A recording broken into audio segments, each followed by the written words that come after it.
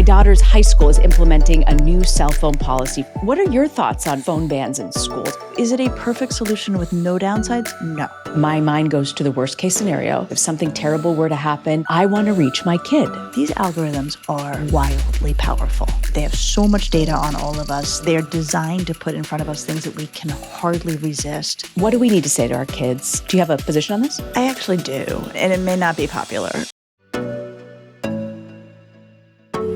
So how was your summer? It was good. It was busy and productive. We took a family trip to Dublin. Of all weird things, there's a direct flight from Cleveland to Dublin. So the four of us were like, well, let's go to Dublin. And we had a great time. How about you? I feel like every year the summer just goes by so fast, and everything I had on my to-do list, I got nothing done. And I hate that feeling when the school year starts, that there's so much left to do that you haven't finished. Any advice on that? Well, okay. So actually, here's something I have often found. Once the school year starts, I feel like I have better control of my time. That once the routine set in, I actually feel like my to-do list is a little bit more easy to wrangle. I think it's often in the summer when there's so much unpredictability. And also, I think a little bit of a sense, I don't know if you feel this, of like, I shouldn't really be working quite so hard. And so then you don't work quite so hard. What do you think? Oh, yeah. No, definitely. I think everyone needs a break in the summer, and trying to figure that balance is so important. But you're right. There's something you have always told us about the importance of warmth and structure and why that's important in a household. So I love that. One thing we're seeing in schools across the country which I love actually, they're pulling cell phones from schools, and they're seeing significant progress in grades being better, social norms at schools. So I wanted to read you this letter because a parent is asking for help on this. Dear Dr. Lisa and Reena, my daughter's high school is implementing a new cell phone policy for the school year. Phones will be required to be locked away in lockable pouches at 8 a.m. and will not be given back to students until 3 p.m. at the end of the school day. I'm generally on board with this policy, as I know the impacts phones can have on mental health. But I'm having a hard time talking about it with my daughter. She is furious. She agrees that phone bans during class should be strictly enforced, but she thinks teens should also have the autonomy to learn how to balance their time with phones during breaks, lunch, etc. She claims that not having a phone between classes and during breaks and lunch will actually increase her anxiety and prevent her from being able to decompress and de-stress during tough school days. Even though she's pretty social, she feels that not allowing phones is forcing her to be social when she needs a break from her peers. She also says it'll be detrimental to her mental health to not be able to check in with her mom, family during the day for a little hello or just to vent about her day that's been tough. I've seen the research on some of this, but I'm still having difficulty coming up with ways to talk with my teen about it all, ways to empathize with her, while also explaining that school is truly putting this policy in place with their students' best interests at heart.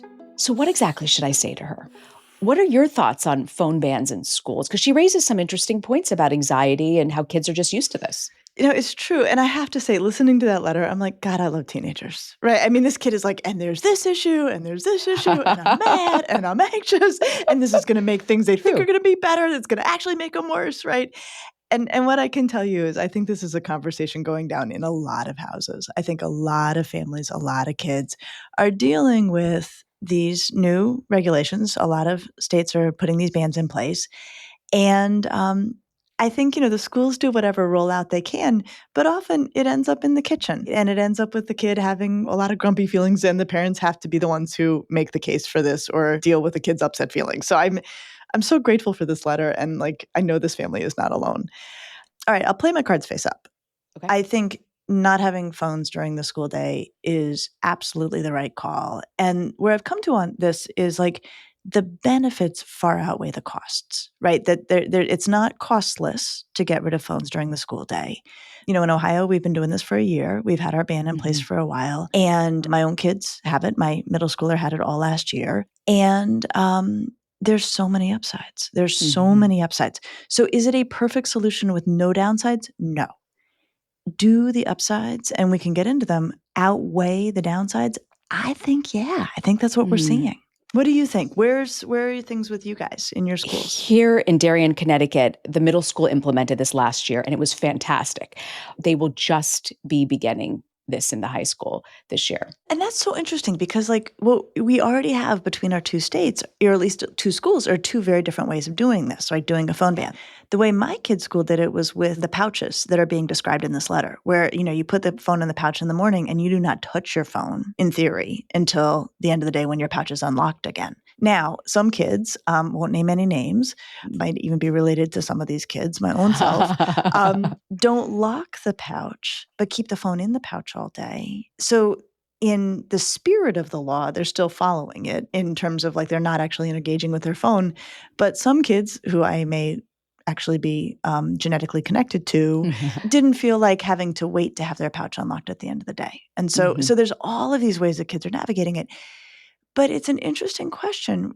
I think you're finding, and I'm not surprised, that even though your kid could interact with the phone during the day, the focus during the classroom was better. I will tell you, with this sort of bell-to-bell ban, which is what's happening in a lot of states, when I went to back to school days last fall, when they had just put the bell-to-bell ban in for the first time, I was, at the, back to school evening, and I was sitting in the classroom, and finally, we got to where there were no other questions, and I was like, so this phone situation, like, I'm hearing nothing. Is it a nothing burger? And the teacher was like, it's a total nothing burger. Like, it is a total nothing burger. The kids have adapted quickly. It's no big deal, and it's made life a lot better. So there's ways this plays out, and I think part of where families sit right now is kids who haven't lived it haven't lived it. And I think once kids start to live it, my experience and hearing from lots of people is it's actually pretty workable, if not actually preferred by the kids. Hey friends, we know that finding reliable guidance on raising kids is not easy to do. That's why the Ask Lisa podcast is free. We want everyone to have access to tested, trustworthy advice. If you want to help us reach more families, you can. All you have to do is click like, hit subscribe, and leave a thought or question in the comments. Every interaction on this channel helps more families find us. Okay, now let's get back to it. So you're hearing that the kids aren't really mad about this, because it sounds like, I'm curious, in the high school where, for 3 years, some of these kids have been able to have their phones in the class, and all of a sudden to pull it away, you're hearing they adapt pretty quickly and it's not a huge point of contention. It's not a huge point of contention. The thing that kids really care about is if it's universal. That what bugs kids is if there are some kids who still are using their phones. That's what actually chafes teenagers. And so, this is a complicated one, and schools have to figure this out. But if you really want kids to be more agreeable to this, the more universal it can be, the better. That's the key policy that everybody has to comply with. So then everybody falls into line. Tell me about this idea that this girl writes in the letter of being forced to socialize with her peers when she wants to take a break. By the way, in middle school, I would have loved to have a break from some of those people too. I know, right? Like, you can totally see the kid's point of like, are you kidding? Yeah. If I could just have 5 minutes with my cat videos as opposed to like dealing with all these people who happen to be my classmates, it will help me get through the day. Like, that is a completely understandable position. The good news, and not every kid's going to love hearing this, is you can say, that's fine, then grab a book or go take a walk, around the perimeter of the recess with a friend, or, on your own, just say like, I need a little time out. That phones don't have to be the only way that kids get some relief. When I think about it as a psychologist, part of what I really like about kids not having phones during the school day is that it helps them build coping muscles. Right? If you're always going to your phone to cope, which we all do, right? Not just kids, we all do, right? So if you're like, that kid is really annoying me, I'm going to get lost on my phone for a few minutes. Okay, well, that's one form of coping, but we actually want kids to have more than that. And so a whole school day, and much less coping with like a whole day of 7th grade, right? If you're doing that without your phone all day, your coping muscles are going to get nice and strong like we want them. And so even the stuff that bugs kids, I'm okay with the fact that they're going to have to come up with new coping, because one of our worries is that there's not enough diversity in how kids cope. Oh, that is so good and something I'd never thought of. So the coping skill, telling them that they like if I were to tell them go read a book or walk around the perimeter, they would laugh me out. Like they just would not Yep, follow and kids that. will be like, "Not gonna No happen." way, Yeah. not going to happen. But what are other ways that people cope, I guess, before the era of cell phones that we might be able to tell our kids this is another way to build resilience? So what do we do? I can't even remember, I right? can't Like, even remember. I can't remember. And so maybe part of it is like building tolerance. I mean, Mhm. maybe because we had no other option, we built the muscle of tolerating annoying people better without turning to our phone to get a break. And it's not even annoying people, it's just lots of people. Totally. Do you think, though, I had never thought of this, you called it bell to bell ban. Is it better to allow kids to have that in between classes to check their phone? Do you think that's better than the bell to bell ban? Do you have a position on this? I actually do, and You and do? and it may Oh, not be popular. And I will say, I always try to play my cards face up about, like, where my opinions are coming from. And so my husband's a high school teacher, and what I have learned from him is that even when kids don't have access to their phones during class, his experience is if they know they're gonna get it right after class, that's what they're thinking about. It may improve to a degree their focus mm. on what's happening in the classroom, but if they're basically looking at their watch, waiting until they can get their phone back to do whatever it is they wanna do, there's still a part of them that's not in the room. I sort of feel like go big or go home on this, right? I mean, Mhm. I think there's really value in saying, like, "You're in this building, we've got the fullness of your attention for the time you're here."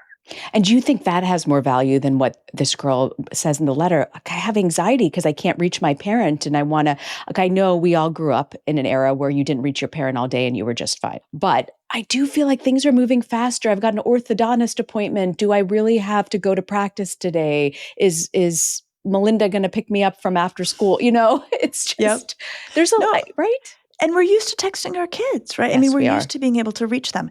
So one of the things I will say when I've seen schools roll this out well, they account for those realities, right? So they say to families, listen, we know that sometimes you need to reach your kid during the school day, right? Like, I'm not picking you up, or you suddenly have a doctor's appointment, or whatever it is. Mhm. Schools, when they do this well, tell parents what the systems are for getting that information to their kid. And it's the same way our families got that information to the kid. Like, they call the front office, somebody brings a note from the front office. Like, there's some mechanism, like we've done this before. The other thing that when schools do this well, schools, I don't know if this happens in your district, it certainly happens in ours.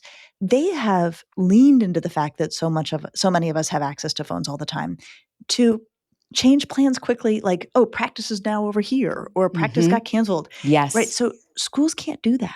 Schools also then, if they're gonna put in bans like this, need to get really, careful about how often and how they change plans, and then how they communicate that. So it does put a dent in convenience. Like, there's Okay. no question. And yet, and Rena, this is really, like, having watched this unfold over a few years, do the benefits outweigh the downsides of the loss of Mm. convenience? I think they do.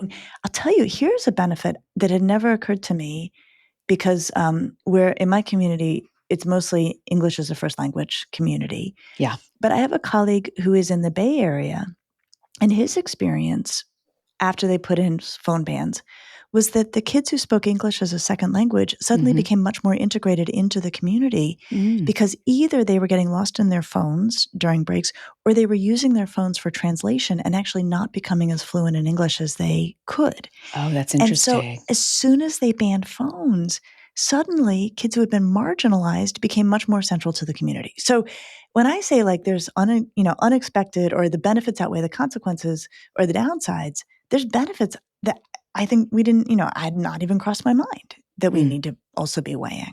So am I hearing you say that you are really in favor of a bell-to-bell ban where students don't have access because 'cause they're not thinking about it, they're forced to kind of socialize and go about your day? And let's face it, 8 hours without a cell phone, we can all do. No? I think we should. I think we should set that as a standard. Now, this letter also includes this girl's worries about her anxiety. Yes. And one of the things that schools are doing when they do this well is they are accounting for kids who may have needs that require them to be in touch with adults or clinicians during the day. It can happen, and it does happen, that a kid is really struggling with a psychological disorder, has a diagnosis, and as a function of that diagnosis, a clinician is in agreement that that child being able to reach out to the parent or a clinician during the day is essential to their success of the school day.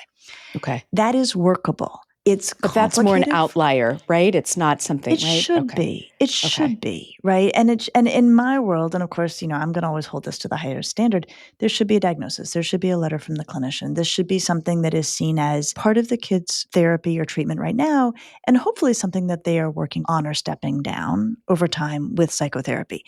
And schools do and need to make accommodations for that. As long as the kids who don't have access to their phone understand that there is a whole system and parameters that have been put in place to let other kids access their phones when they need to, it can still work. It's also true, for example, kids who have diabetes may need access to their phones through the day. Their parents may need to be able to monitor them and contact them through the day. So there are exceptions to be made that should be made, but that shouldn't undermine a general policy that gives kids a break from how powerful these machines are, how Mm. alluring these Yes. algorithms are. When parents are having this conversation with phone bans in schools now, what do we need to say to our kids, and what are the messages we need to get across that you think are important? So I think it's actually really, really important that we try to do this in partnership with kids. And I think it's hard because it doesn't feel like a partnership. They don't want this, they didn't ask for it. But my take on it is it's much better if you frame this to kids not as, look, it's the adults and we're trying to stand between you and your phones because you guys are so addicted to your phones. Yes. I think it's much better if the framing is along the lines of, listen, these algorithms are wildly powerful. They are so much more powerful than anything we've seen in this vein, right? They have so much data on all of us. They cannot, they are designed to put in front of us things that we can hardly resist. It's not a fair fight. It's like all of Silicon Valley versus you, my sweet child.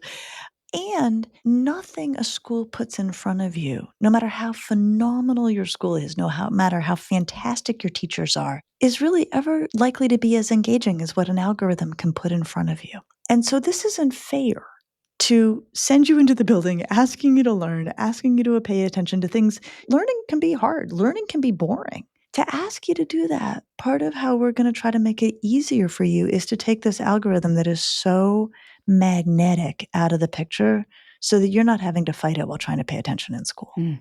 What do you think? Would a kid go for that? Would your kids Yeah, go for that? well, I think usually when these things happen, it's like Moses has come down with the stone tablets, and Yeah. this is what's been dictated, right? But I love what you're saying is helping them to understand why they're doing this and how addicting the phone can be. We go to Maine every summer, and it is 2 weeks out of the year where all of us really leave our phone behind because it's Acadia National Park. We go hiking. They love that time together, and they notice it. They actually this summer said to me, "Wow, Mom, I feel such a difference not being on my phone." Like they have noticed it and are aware of it. And I feel like when they get to that age and they kind of get it a little bit, doesn't mean that they stop using their phone. They came right back to it when we were back, in Yep. real life. It's right addictive. Raising that awareness is interesting in how you put it. I think that's right. And I think having it be not, oh, it's because you kids are so dumbly Yeah. addicted to your phones. We have to do this, right? Like, who wants to be treated that way, right? Yeah. But instead to say, listen, this is